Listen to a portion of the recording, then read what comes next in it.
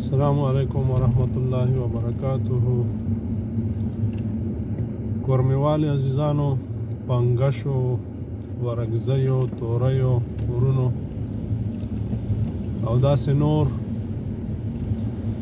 تاسې دا ګیله لرئ چې د اخوانه په موږ باندې ډزې کېږي. تاسې په دې باندې پوهېږئ، تاریخ به مو لوستی وي او مشران خو مو پوهېږي، د هغې نه پوښتنه وکړئ. که چېرته یو صحیح افغان پښتون راشي په افغانستان باندې لکه راغلی چې دی، هغه مجبور دی چې هغه تر اټکه ځان ورسوي.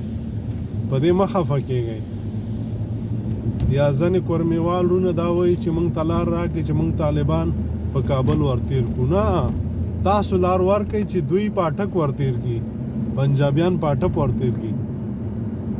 ولې چې دا ستاسو ځمکه ده تر اټکه پورې. کورمیوال وروڼو، تاسې په کابل مو ورتېروئ، بیا به زړه په زړئ. تاسو ورسره یو ځای شئ، که نرتوب غواړئ او ننګ درکې وي او د پلار بچي هستئ، ورسره یو شئ، لاس ورسره یو کړئ او په اټک یې ورتېر کړئ چې دا غم خلاص شي.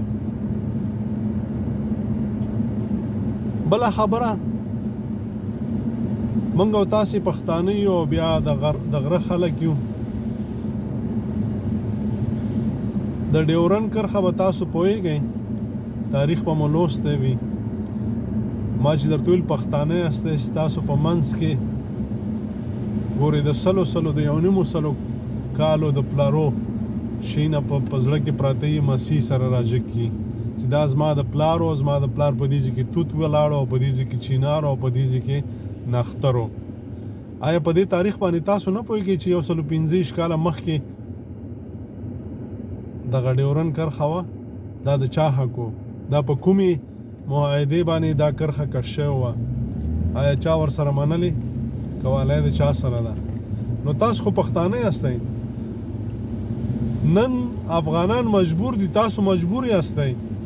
په یو شناختي کارت باندې پنجابیان کېږئ نه، تاسو مجبور یاستئ چې د خپل پلار نیکه خاوره لاس ته راوړئ چې هغه تر اټکه تر میاوالي پورې ستاسې خاوره ده.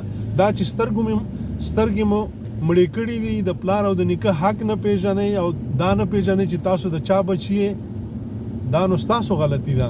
تاسو خپل پلار او نیکه وپیژنئ او د خپل پلار او نیکه حق وپیژنئ. دا ستاسو خاوره ده، امو تر اباسینه دا ټوله ستاسو خاوره ده. یو خبره.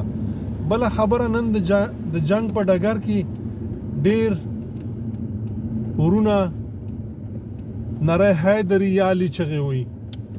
دې ته متوجه اوسئ، خصوصا دې پلو د ډنډې پټان مجاهدین رونه، طالبان او کلیوال دې ته متوجه اوسئ چې د تور پنجابي دسیسه هم دا ده چې اوس که بل څه ونه شي، دا کار وکړي چې د شیعه او د سني خبره متوجه اوسئ. شیعه زموږ ورور دی، موږ د هغوی سره هیڅ خبره، هیڅ یو داسې ستونزه نه لرو چې په هغې باندې موږ راپاڅېږو او جنګ وکړو، یو بل ووژنو.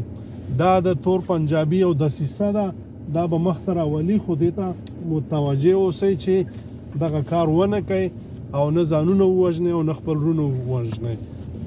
او په پلو باندې ورونو باندې به هم غاږ دی چې تاسو دغه کارونه مه کوئ. په خدای او په خپل ځان باندې باور ولرئ چې دا ستاسو ځای دی، ستاسو ځمکه ده.